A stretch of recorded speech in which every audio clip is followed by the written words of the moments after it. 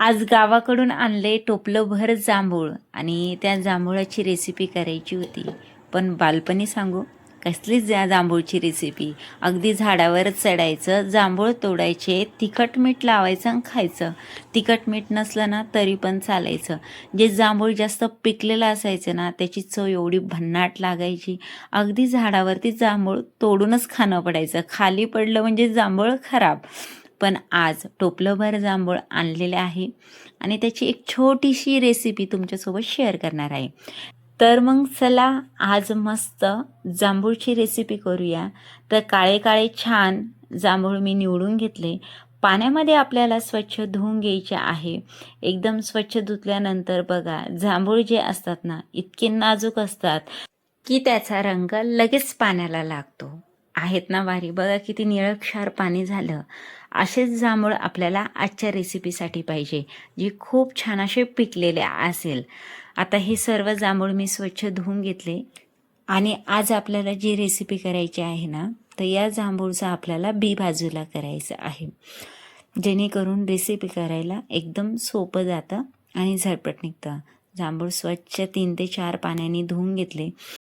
त्यानंतर एका प्लेटमध्ये आपल्याला हे सर्व जांभूळ काढून घ्यायचे आहे आणि त्याच्या अशा छोट्या छोट्या ना स्लाईस तयार करायच्या आहे. जांभूळ फळ जे आहे ते खूप उपयुक्त आहे. आता भरपूर आजारावरती जांभूळ खातात. मेन म्हणजे ज्यांना शुगर झालेले आहे ते जांभूळ खास करून खातात. डायबेटीज पेशंटला तर खूपच उपयुक्त असल्यामुळे त्यामधले जे बी असतात तेही पावडर तयार करून घेतात.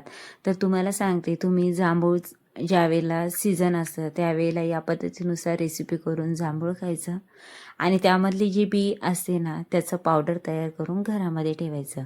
ते पण छान असतं बरं का. तर पेशंटसाठी किंवा आपण असं एरवी बी खाल्लं तर आरोग्यासाठी लाभदायकच असतं. तर हलक्याशा छोट्या छोट्या अशा स्लाईस आपल्याला जांभूळ काढायच्या आहे, कारण की जांभूळ खूप नाजूक असल्यामुळे त्याच्या स्लाईस पण अगदी छोट्या छोट्या तयार होतात. तर मी यानुसार पूर्ण जांभूळच्या छोट्या छोट्या अशा स्लाईस तयार करून घेतल्या. हे बघा यानुसार अगदी छोट्या छोट्या तयार झालेल्या होत्या. तर जांभूळच्या स्लाईजमध्ये बघा किती छान असा रंग दिसत होता. तर हे गावरान जांभूळ असल्यामुळे त्याचा रंग खूपच छान आहे. नाहीतर काही काही जांभूळ जे असतात ना त्यामध्ये पांढरपणा पण दिसतो. पण हे जांभूळ गावरान असल्या कारणामुळे त्याचा रंग एवढा गर्द होता की अगदी बोटाने मी सहज कट करत होते, माझ्या बोटावरती जर थेंब पडला तर त्याचा रंग पूर्णपणे कळत होता. तर यानुसार मी पूर्ण जांभूळच्या स्लाईस करून घेतल्या. एक एअर कंटेनर घेतलं आणि एअर कंटेनरमध्ये आपल्याला भरून ठेवायचं आहे. जी रेसिपी आपल्याला करायची आहे तिला सेट होण्यासाठी जांभूळ किमान 4 ते 5 तास आपल्याला फ्रीजरमध्ये ठेवायचे आहे, म्हणजे छान त्याला थंडवा येतो आणि त्यानंतर आपल्याला हे रेसिपीसाठी घ्यायचे आहे.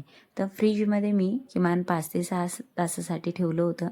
नंतर काढलं तर एकदम आईस क्यूब ज्याप्रमाणे कडक तयार होतं ना अगदी त्याप्रमाणे झालं होतं. खाऊन बघितलं तर एवढं भारी लागत होतं. तर बघा रंग पण किती सुंदर चढलेला होता.